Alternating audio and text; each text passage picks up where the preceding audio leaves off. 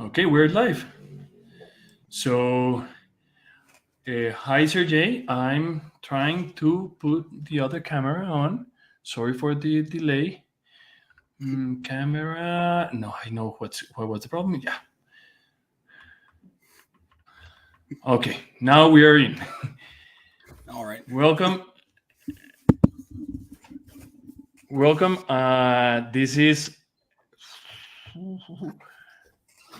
This is Crypto Bernie, and we have here Sergey from Fathom Finance. It's a pleasure to meet you. It's a pleasure to talk with you. And let's start. Let's start talking about everything about Fathom and all the project. My channel is normally in Spanish. There's a lot of people learning Spanish, English. They mostly will understand what you talk about, but let's do it in English because there's nothing else to do. Good, my Spanish is not very good. And I welcome all the community from Fathom Finance and from Crypto Bernie and all the DeFi people around. This is not my first, but almost the first of the AMAs I do. And I was at the beginning, I was really interested about what Fathom started doing a couple of months ago.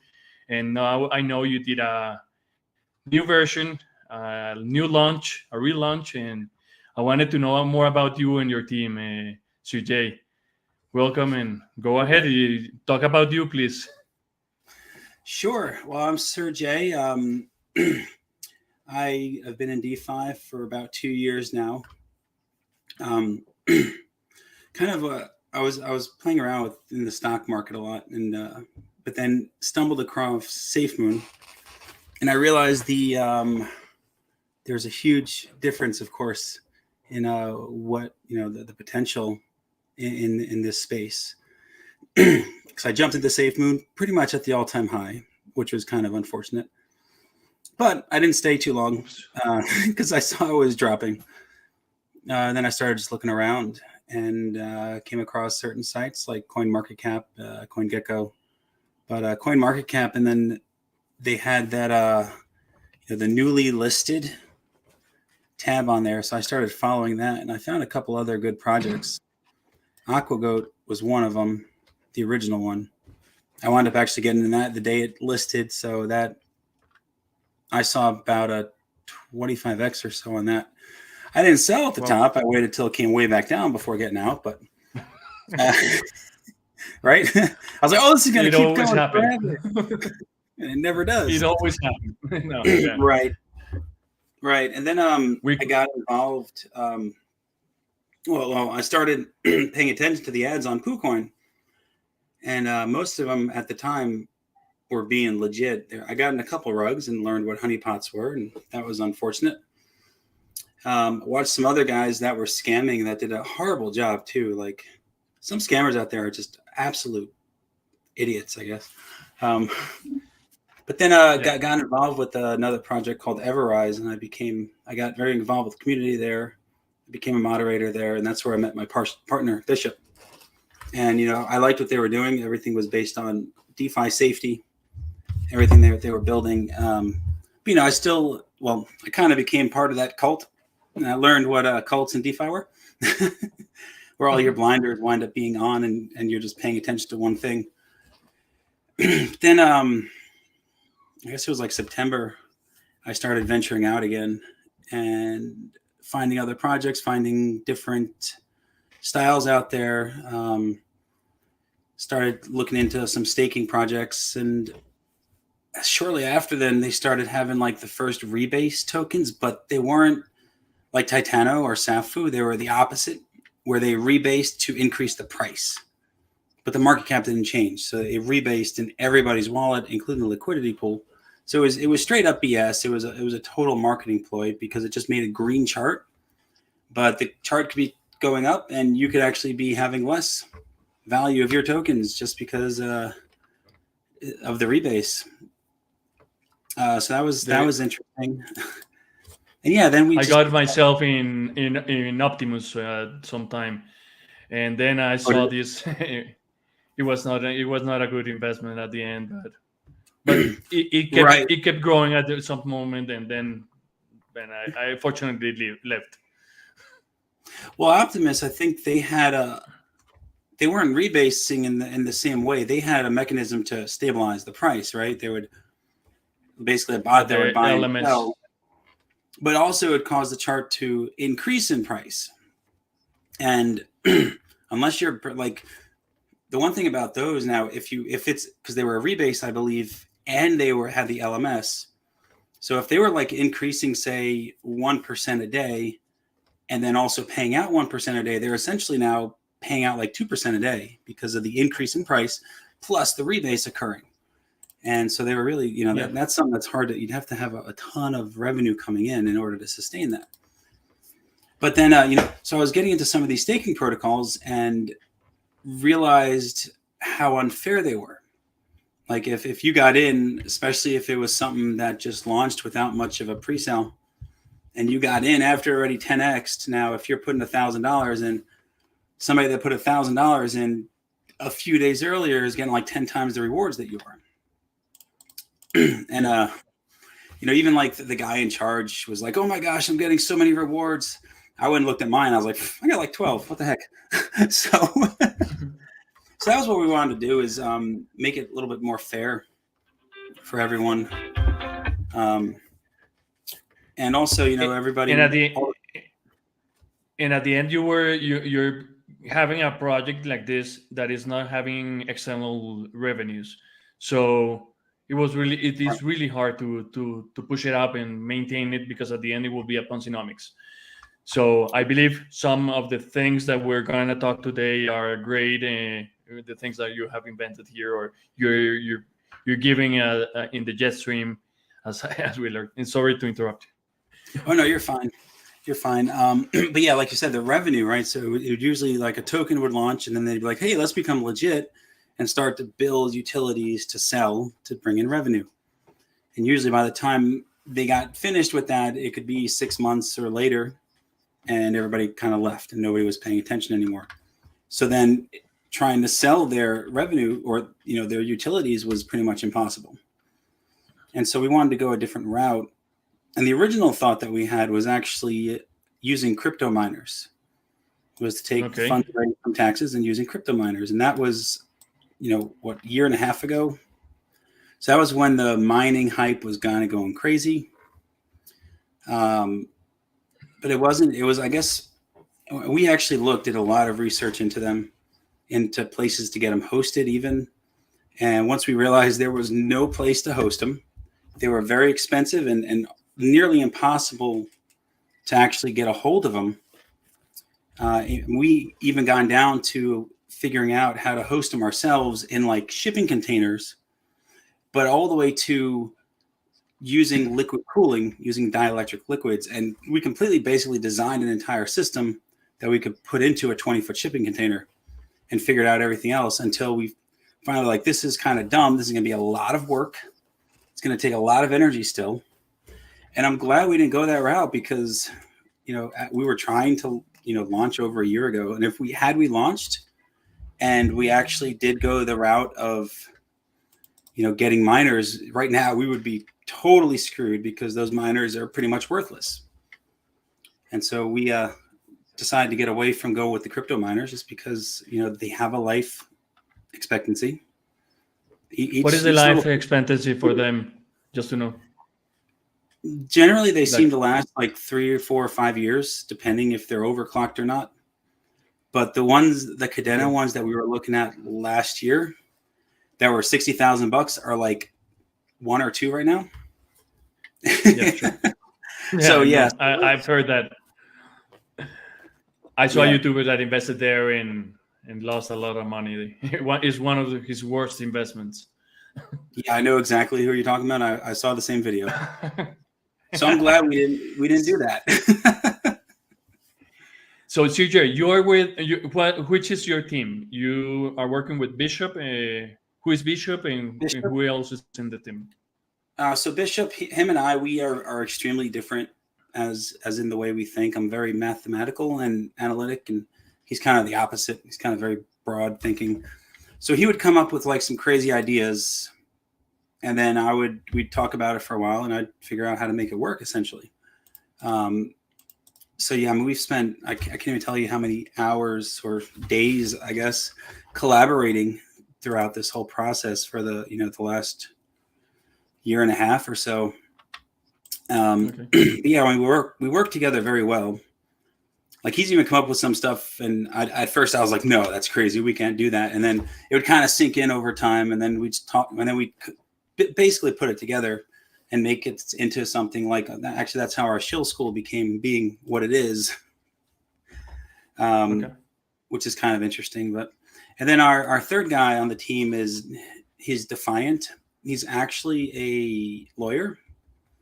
He's currently head of a law firm, or I'm sorry, head of the law program in Texas at a university.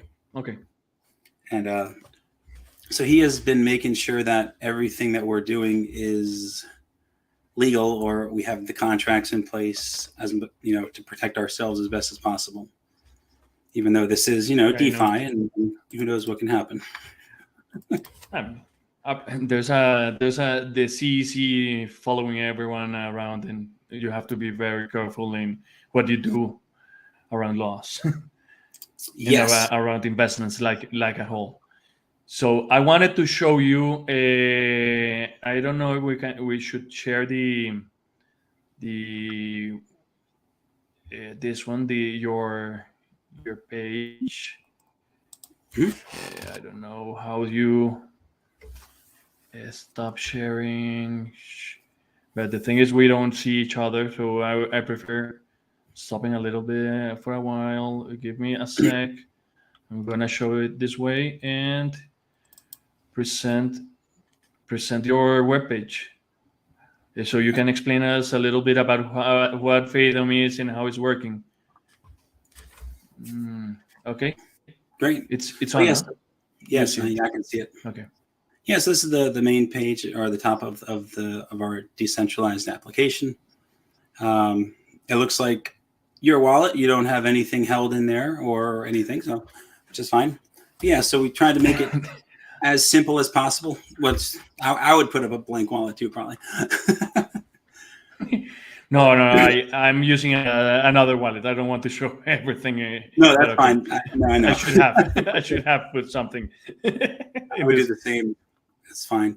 But no, we tried to make this as easy as possible for everyone, where it shows your holdings, which is going to be in your wallet, how much you'll have staked, the total mass, and that's where, that's really where we've changed the thing.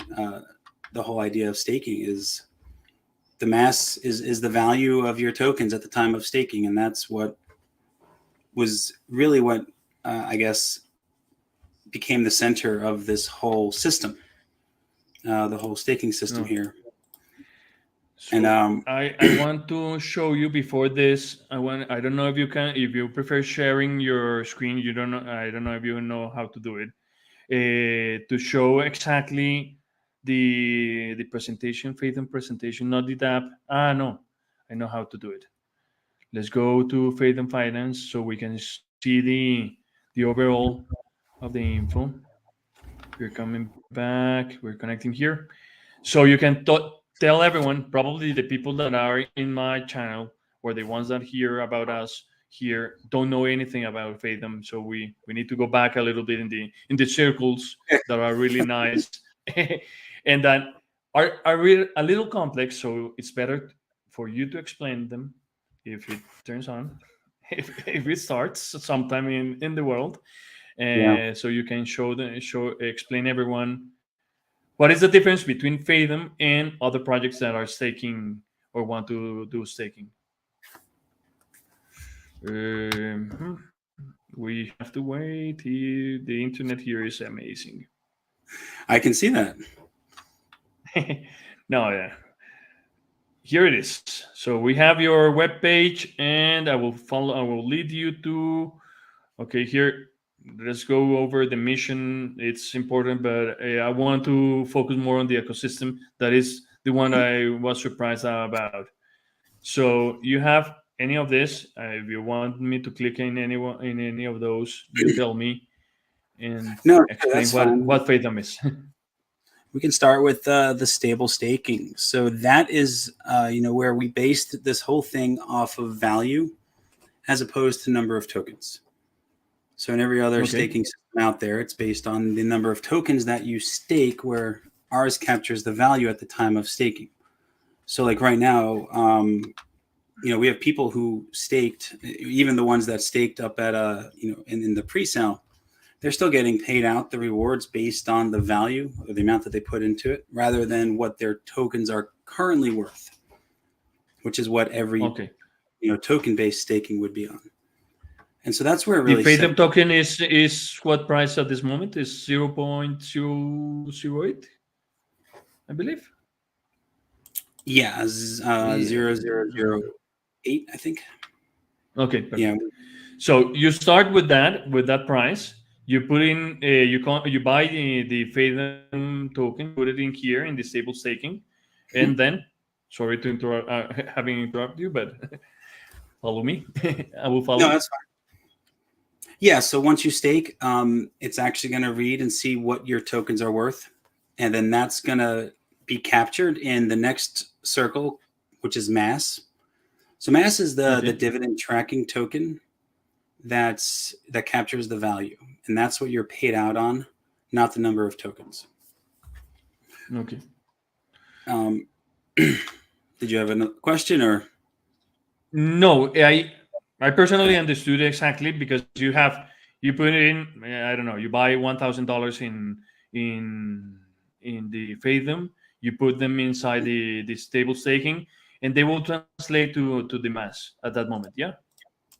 Yep. So once it doesn't matter. It doesn't matter how much. What is the price of Fathom after that? Because you have the equivalent of mass, of $1,000 in mass at that moment. Yeah. Okay. So you will get 1,000 mass, which represents the value, and then so the number of tokens you have then staked doesn't really matter while they're staked. The only time it matters is when you want to unstake and actually sell. So then you pass to the ocean, and what the ocean is, I couldn't understand what the ocean is. So the ocean is basically the pool of tokens that are sent out for rewards, and it is an adjustable amount. Every 15 minutes right now, rewards are sent out, and we've kind of got it lower right now as we're building out the revenue streams, because otherwise we're just going to really dilute our whole system, and it'll make it impossible for us to really go up in the future. But yeah, so that gives us a constant reward system that, I've seen some others where they would, or even giving out like a stable coin that they're earning or something, or just have a small amount of tokens that they're giving out. It started with 50% of the supply at the beginning. And it's just, it's slowly been going down as we're building out the revenue. And once we get the revenue coming in much better, we'll be buying back tokens to replenish that rewards pool. And but so it's basically an endless supply of rewards that we can give out to everybody who is staked. So do you want to talk about the external revenues you're generating, or do we have to go through the previous ones? I don't know. We'll keep going because we'll get the jet stream there. The jet stream is coming soon. So then we have the waves. This the act of transferring the percentage. Yep. So we had a lot of time while we were building this, so we kind of went through and added names and branded everything to try to have fun with it. But yeah, the waves is every 15 minutes a wave comes out, and that's basically the tokens being sent. Those are the rewards. Those are the 15 minutes rewards. Yes. And then you jump to the treasure. Then they go to your treasure. So the waves go right into your treasure, and those that's basically unclaimed rewards that you have received. And so you'll have to, in order to get the rewards to your wallet, you'll have to actually go and claim them through the D app. And so it's pretty simple. Perfect. And then you have the tides. The tides, I understand, is the way you change things inside the protocol. Yes. You explain it a little bit. So we actually built in that ability to adjust things as necessary, depending on either overall market conditions or our own at this point. And so right now we're kind of at a low tide, with the rewards being a little bit the lowest they've been so far. And we've probably kept them too high for too long, but now we're kind of letting that adjust a little bit. And we'll be able to bring those back up in the future here. But yeah, so it's just that's the tides are basically the changing of the tides, and it'll become high tide again, and we'll kind of go through ups and downs with regards to what we're bringing in and in regards to what we can send out. Okay, so the ocean at the end has different moments in tide, so it's low and high, and we expect in some future to have it high. So don't worry. But I am really interested in this part, the jet streams, because I learned and I read in the white paper that the jet streams is the external revenues that are coming in. I'm right? Yes. And part of this was that you plan to have 75% of validators and 25% of DeFi projects. But at this moment, it's different from when you planned at the beginning. Yeah, so all the DeFi projects we were looking at just kept failing. And so... Yeah, I know. It's a disaster. I remember seeing Optimus, and they were one of them during that time, and I was watching them. I was like, wow, these guys are doing pretty good. If they're still around, maybe we can get in them for use for revenue, because they were paying out, or I guess 1% daily, plus the price was increasing, but that did not last very long. And there were some others that I was also considering, but they've also failed. So luckily we didn't put into any of those, because it would have just been a major loss. And then with the validators, so again, we started with the crypto miners, then we switched over to proof of stake. But the proof of stake, it's not a very high payout at all. It's actually extremely low in comparison. And we got one set up actually for Fusion, and we do have it bringing in a small amount, but we went to buy the tokens to increase it, and they're there must be so few in supply. It was impossible to even buy. We were going to raise the price, double the price of it, just to start buying enough to add to it. So we're kind of waiting for the price to drop back down. I've got some limit orders set to add to those. But we've got the one thing that's definitely been successful is we've got 100,000 in shiny jackal bots. Now we were told that was going to be an 8 to 12% monthly return. It's been 3 every month so far, but still that winds up being, even if that's the best we get at 3%, it's still a 36% annual return, which is at least double what validators would do. So it's I learned validators are around between 4 and 15% a year. So it's not that huge. 3% to 36% a year. So it's huge compared to the other definitely in comparison. It's not if we were getting 10%, that's 120% annual return. So I was hoping for that. But we're looking through other systems too, other bot systems that claim to get better returns, but I'm so skeptical about everything now. I read in your Discord that you're planning, or you're testing, sorry, not planning, you're testing the arbitrage bots. Yes. How is that doing? So our developers are on basically vacation this week, but they got to the point before they went away. They've got some of the APIs built for the different chains. But yeah, we've Amaranth has been sharing basically daily what the arbitrage bot is seeing as far as potential trades, and it's actually doing pretty well. And it's actually a flash loan bot as well, so it doesn't require a lot of capital in there, just enough to be able to do pull the loans and do the trades. So pretty neat. It's not something that we have to put a ton of money into to earn off of. But there's a friend that is writing here, your friend Duke. Hi, Duke. Welcome to the MA, and thank you for your comment. Oh, cool. Hey, Duke. So, okay, I wanted to know, there's a difference between V1 and V2. What has been the difference, and what are you doing different right now? Well, I don't want to talk about the bad things because it's no, I know. Let's go over. We go ahead. we don't want to talk about the bad things. In order to make some changes, we had to relaunch because we were stuck on another decentralized exchange, which we don't want to be anymore. So that's why we had to relaunch and do V2. But we did change. We did lower the taxes a little bit, especially the buy tax. It was 15%, and now it will be 7%. It was 15. Now it's 9. But if you use somebody's link through the Shill School, it's 6. Okay. So it's we did adjust the sale tax from 5 to 9 because it seemed that even though, like, you know, the one thing I wanted to do was bring the taxes in first, having a 15% buy tax really pushed a lot of people away. Even though somebody would buy 10 and 10, it's 20 around, but 15 and 5 is I guess scary. So we just made that adjustment to get rid of that. So what didn't seem as, you know, such a high tax to get in. So we made that, yeah.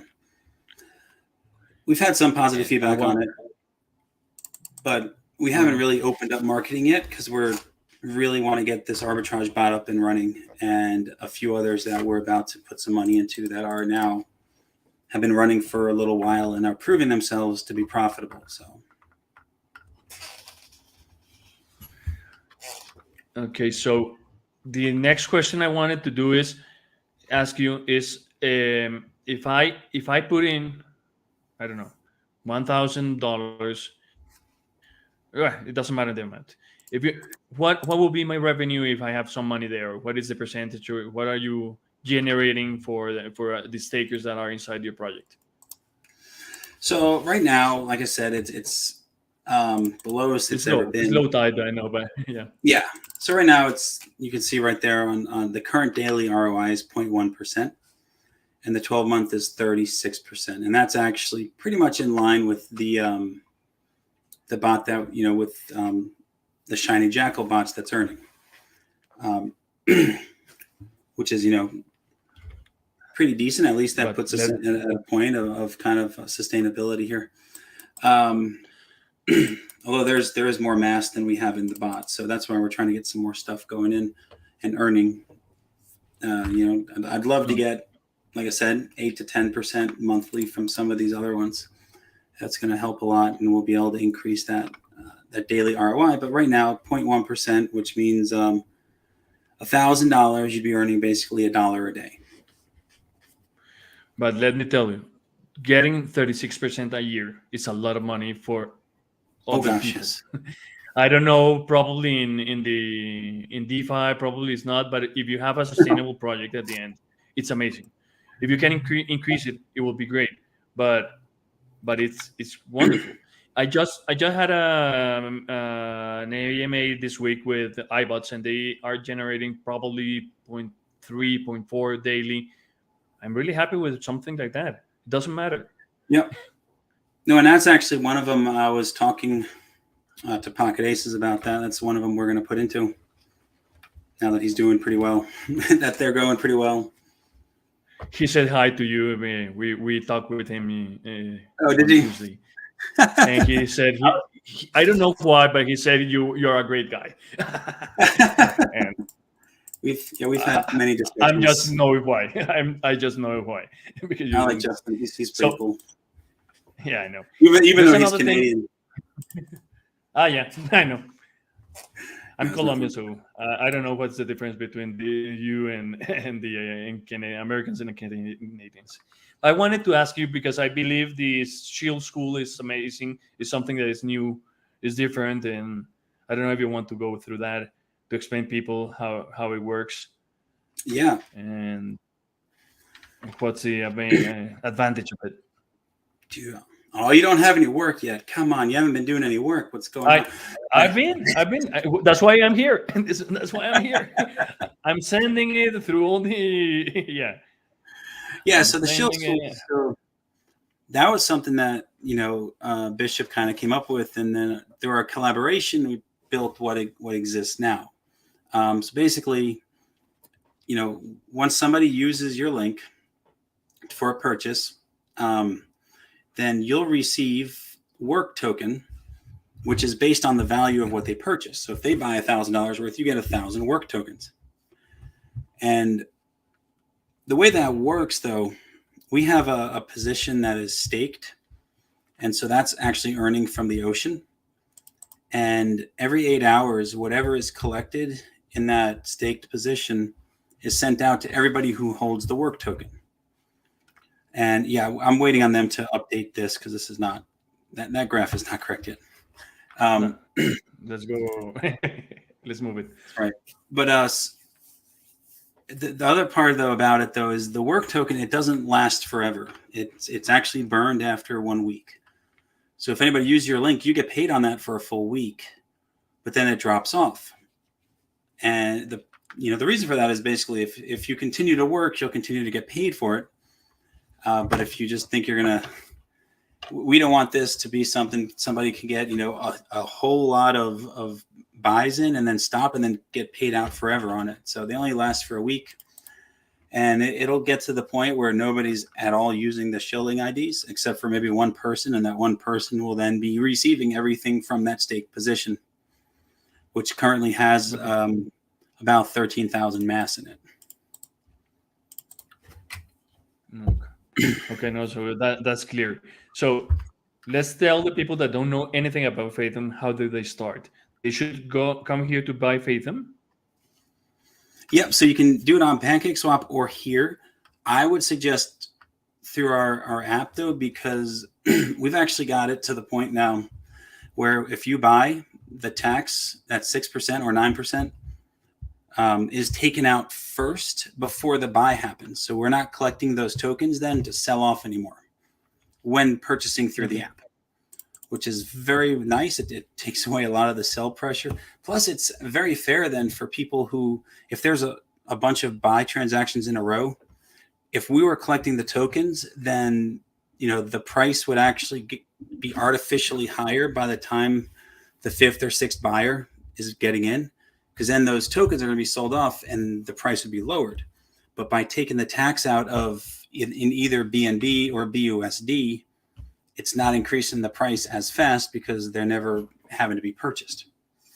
And so it's fair actually for people who are, the 8th, 10th, 12th buyer in a row or something, because the price won't be artificially higher because of the tax tokens that had been purchased and collected and not sold yet. Okay, so you can buy them here or buy and stake. You can buy them and keep them in your wallet, or buy and stake. That's the two alternatives you have. And if you want to get out, how do you do it?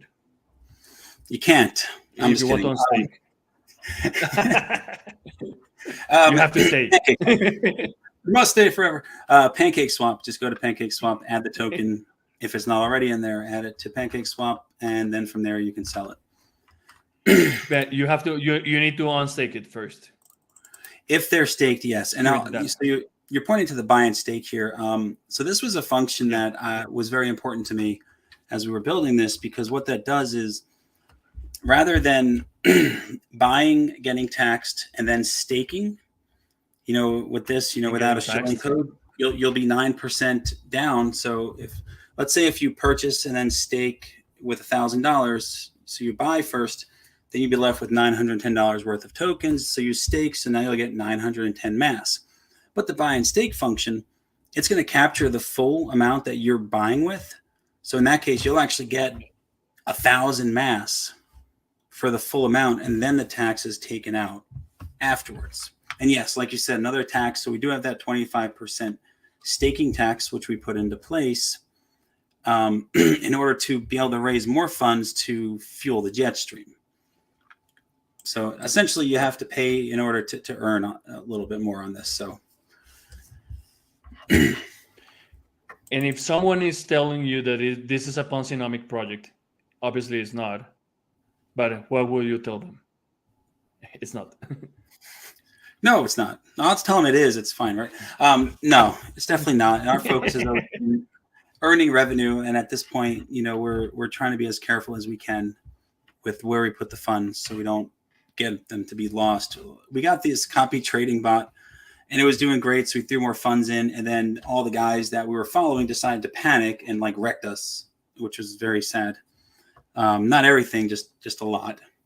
So we've kind of gone away from the copy trading bot because, these were guys that they were doing very well, and then all of a sudden they had 2 bad days, and it was just very sad. I know. But, so now we're focused more on non-human bots, like that arbitrage bot, which is finding some really great stuff. Yeah, I saw it. You had this week. I saw you had 600 transactions that will probably done. That there was a possibility to do them over the gas fees. It was amazing. Yeah. Now, of course, I don't know. Amaranth is posting the update, and he's actually breaking it down by dollar value. And yeah, there's 600, but a whole bunch of them are, it's showing a profit of 30 cents. But then when you take those out, it actually doesn't drop the overall profit it could make in the day, because the ones that are actually making the good profit, they're much higher, $60, $80, $100 profit on them. And so once that is reduce the risk, eliminating those small ones. Well, right, and it won't actually complete the trade unless it is profitable. Okay, which is nice. Well, so Jay, I don't want to do this really long. I just wanted to meet you, to know about your project. I'm really interested in showing it to the Latin American community, the people that talk Spanish. Probably they understand everything, and I believe this is a sustainable project at the end. I've been rocked. I've been rock pulled. It's really sad. I'm waiting for some money to come back, to have a refund. It's been for almost a month, I believe. It will come. I believe in money. I believe in him, but at the end, I've got some in there as well. But at the end, we hope to push, like we talked with Pocket Aces this week. We hope to push these kind of projects around, eliminate everything that is not doxed, teams that are not doxed, that we don't want them here, and people that are not legit, we don't want them here in the DeFi, because at the end we live on this. We love this kind of projects. I'm passionate about trading. I've been a trader for 20 years now, and these kind of projects, I love them, and I appreciate your time and having you talk to someone that is new in this world is amazing. That is really nice. Bringing me on here. and as I told you, I don't want to talk about anything bad. I just want to show the positive part, not the. I hope you get okay with the people you were fighting about, and good vibes for everyone. Right. Now, one other thing, I guess, where I'm always seeing, especially on YouTube, a lot of these guys will promote these gamble plays, they're basically a Ponzi, and they become a gamble play because if you get in too late, it's going to rug itself before you get your money out. And so much money is put into these. It's kind of sickening, and I can't imagine how much money people are losing. But and they're being promoted as gamble plays, but I don't agree so much that they should be considered gamble plays, because for me, gambling is high risk, but also a high reward. But if you're getting a 25% return in 24 hours, that's not that high of a reward for the fact you could lose $1,000, So we're actually looking at creating a couple different games, which will be straight up gamble plays where you could put a very small amount in and get a huge return back. And we just did a little test. I wanted to talk about that. Fortunately, you're telling me about the shot raffle you did yesterday. Yes. Tell me about that. It's amazing. So that was, it was really fun. Of course, I was like, guys, let's just try. Let's see how this goes. And so I just did this little raffle thing, which is kind of the easy version of what would be a full lottery. Essentially, that's kind of the goal here, but that's going to take some time to build. And so I just wanted to see how the community would take it. And there was, for the most part, everyone seemed to be excited about it. And I was very clear, do not put a lot into this. This is literally a trial run here. One person aped in with like 30 BUSD.